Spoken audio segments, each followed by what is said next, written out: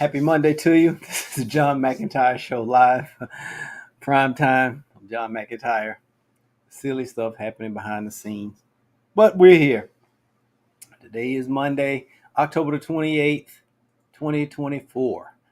Hope everyone had a good weekend. We did one of those busy swim weekends. One of Bella's big swim meets. Those are always busy. She had a good one. We had fun. Everything, family fun, seeing some old friends, stuff like that. It was all good. But here we are today. And this is the big week. Uh, Countdown, marking the calendar. The big candy day is Thursday. We all know that, right? But yeah, today's show is we're a few days away from November. So, you know what we always do on the Monday before? We talk about doing your budget for the next month.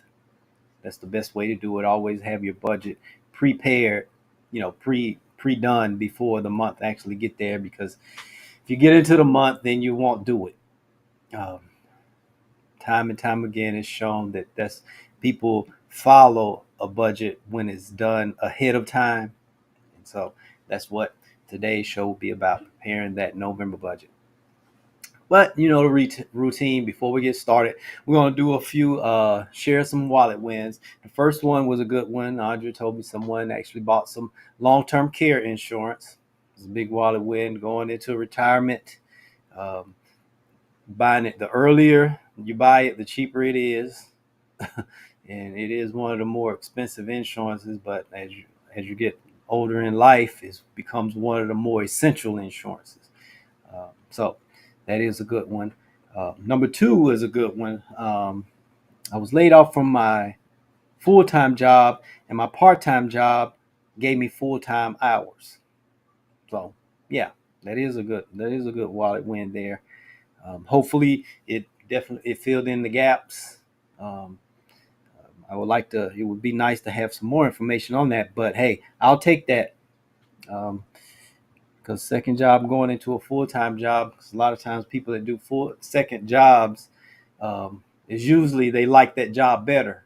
What I've noticed working with people, the job that they do, if they have a full time job and they take on a part time job, they usually work somewhere that they will always wanted to try. And so I've noticed that I've had quite a few people. Well, I actually know someone. Their part time job was this was back early when Starbucks had opened, and so they always wanted to work at a coffee shop. They took a part time job there, and eventually phased into full time and went into management with and actually relocated. And so, sometimes it works out for the better. Uh, Third one, paid. I was needing a car, had some cash. I bought my neighbor's car for cash. So yeah, that is a wallet win there. Hopefully it works out. Uh, I'm quite sure that if it's your neighbor's car, you've probably seen it. Especially hopefully one of those neighbors that take care of their automobiles, or you're buying a good car. So yeah, three good wallet wins there. All right, let's get into this November budget here. Well, no, we're getting into that. We're less than 60 days from Christmas. So it's we're into it now. It's serious. It's on now. Um, but like I say, I have to get Halloween after. I got to get the candy taken care of. Then we got to go into Thanksgiving. I got to get my Thanksgiving meals taken care of. Then we'll go into Christmas. But to everyone, we're full blast into Christmas. The marketers, they're full court pressing it now. It's all about the Christmas. Uh, I'm not seeing a lot on television as far as commercials and things like that, because I like to watch television just to see what's going on, just to get a feel for what's happening, things I could talk about on the show. Um, but I know when you go inside of the stores, you walk into the stores, it's Christmas blasting. It's blasting on you. It's almost like the Halloween stuff. November, the Thanksgiving stuff is like on sale tables. It's like it's like you could buy that stuff on sale now. Like if you'd have waited a little, if you'd have waited to this week, probably would have saved 50% on your Halloween costumes and things like that. Candy. I know Andrea, she found like a mega deal on candy, and I mean the good stuff. Because you have to give out the good stuff now. Kids, they'll get you. And so, but then the Thanksgiving stuff, it's already good deals. I remember I forgot what store it was. I walked in and this lady, she was like, "Oh man, let me get these. I can use them for this year, and then they'll make real good tables. This is something I can use every year for Thanksgiving." And it was on sale. I'm like, wow, okay. But yeah, there we go. It's on full press. So that budget has to be on point now. This is the time of the year. I've seen people do a good budget. They followed it, made it through the summer, early fall. Get around this time and they get, a little loose. And there you go. That budget's blown out the window. And so this is the time to really get tight because you're going to see good deals. You're going to see some excellent deals. And so let's stay on top of it. But this is from people that what I did, I took uh, got some feedback from other people, like what they plan for, budget for this time of the year. Um, Number one, I didn't really think about it like this was extra food. Because they said this time of the year, people start to visit, they come in town, things like that. And, you want to be a good host, someone drop by your house. I mean, and I come from one of those old school homes. No people stop by, they will offer something to eat, dessert or something. And my mom, she was a very good cook. Well, she was like an excellent cook, like could have had her own cooking show if she wanted it. So people strategically stopped by her house. It was like a strategy to stop by her house because they know that she was going to be baking the pies and the cakes and all of this good stuff and all of the other foods, because it wasn't a food that she couldn't cook. It wasn't a pie or a cake or anything that she couldn't bake. And so people would strategically stop by.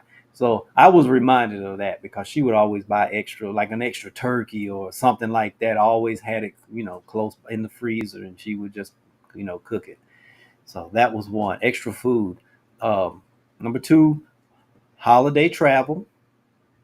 Have to plan for it. Holiday travel. Um, Sometimes it's just long drives. You're making those drives to see leaves, for instance. Where we live, this part of the United States, we're here near the foothills of North Carolina, and we're from the foothills of North Carolina. So the traffic used to get very heavy in our towns this time of the year because people were, coming through to see the leaves and those small country towns, the quaint country towns. They like to see them in the fall, going into the winter. The mountains, driving through the mountains, and it would turn into, driving through would turn into, I think we'll do an overnight stay, things like that. So you have to get the hotel room or the lodge or things like that. And so, you have to plan for that because now that can, a couple of days is not cheap. It's not cheap at all.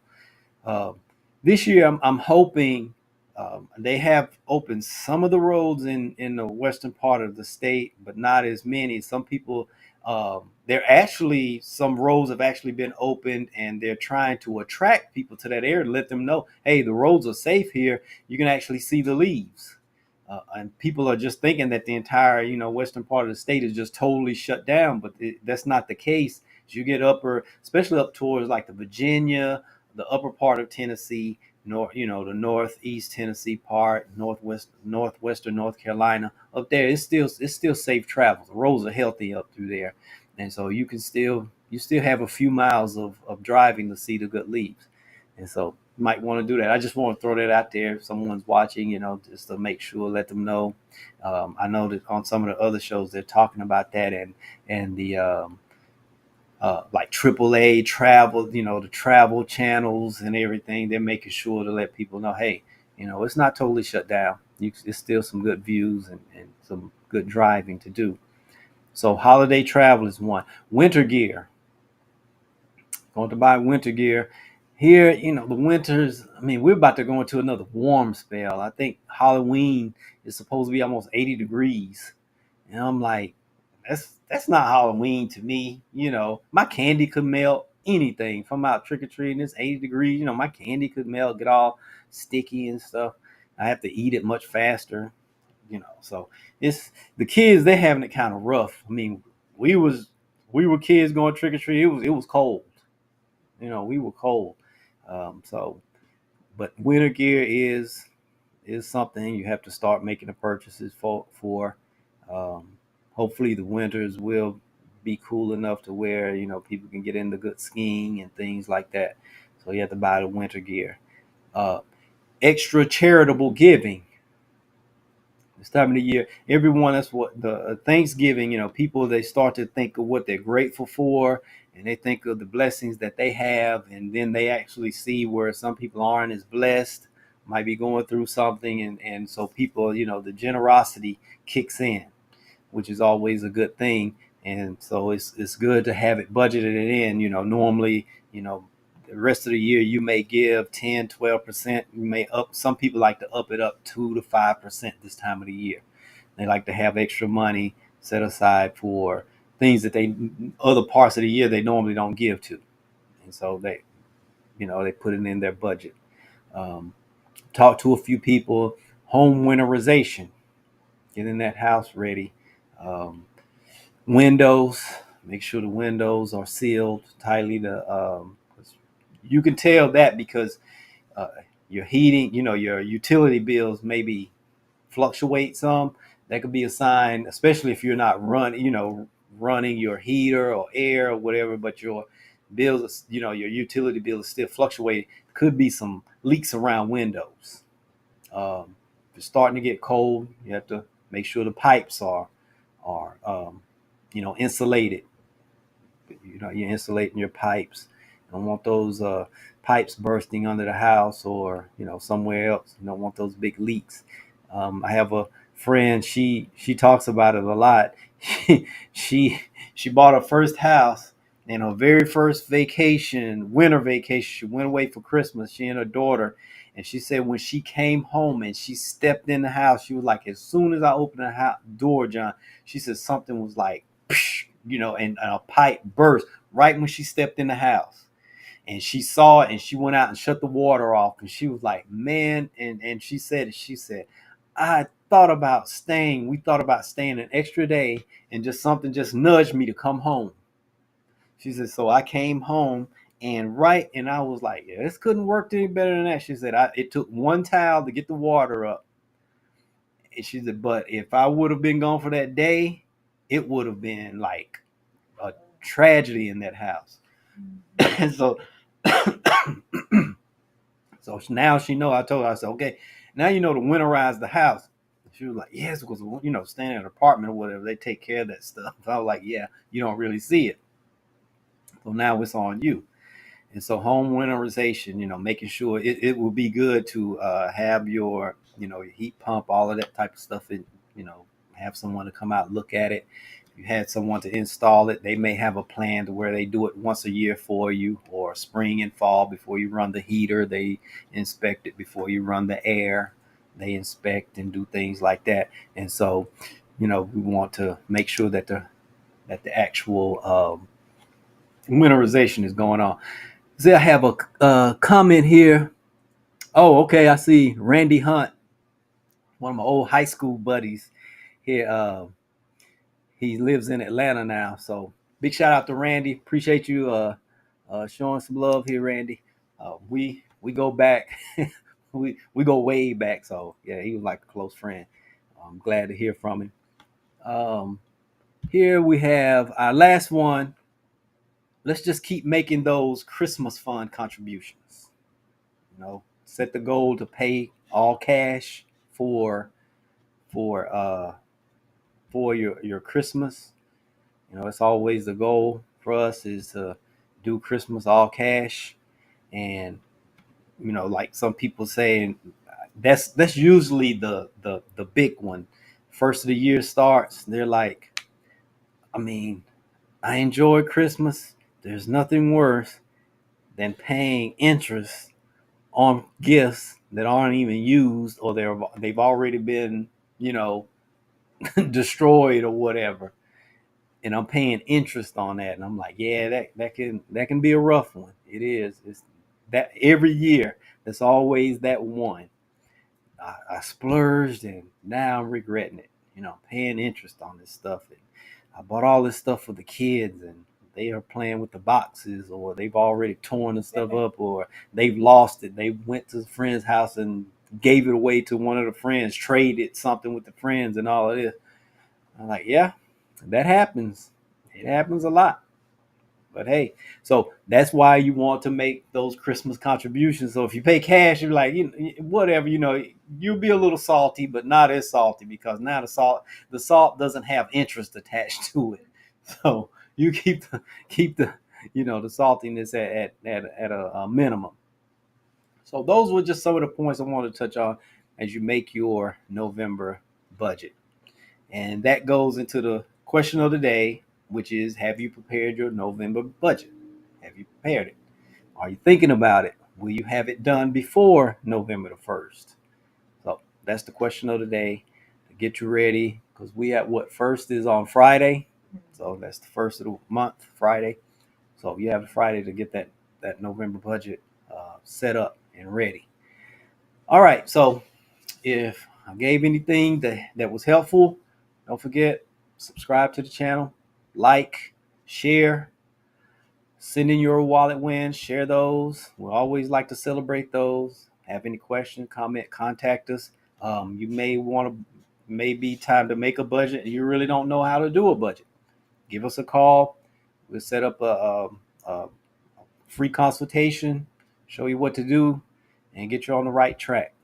So until tomorrow, this is John McEntyre signing off. Have a good evening.